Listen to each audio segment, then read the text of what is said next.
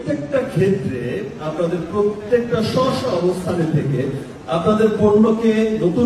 হঠাৎ করে শাকিব খান কর্পোরেট জগতের কিং হয়ে উঠলেন, আর সেটাই তার বক্তব্যের মাধ্যমে প্রমাণ করলেন। নিজের কানে শুনুন। নতুন মোড়কে নিয়ে নতুন নতুন প্রেজেন্টেশনে নিয়ে আরো আপডেট করে করে মানুষের কাছে পৌঁছে দিচ্ছে।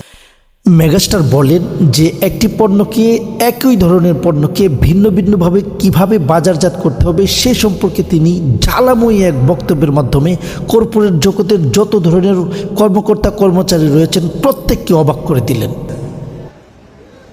এবং তাদের মধ্য থেকে যারা খুব ভালোভাবে এগিয়ে যাচ্ছেন, একটি কাজকে কিভাবে ভিন্ন ভিন্ন করতে হয় এই পদ্ধতির জ্ঞান যার মাধ্যমে রয়েছে, সে মার্কেটের মধ্যে সবচেয়ে বড় ভালো কিছু করবে এবং সবচেয়ে বড় কিং খান হিসেবে পরিণত হতে পারবে, সেটা আমার মতো।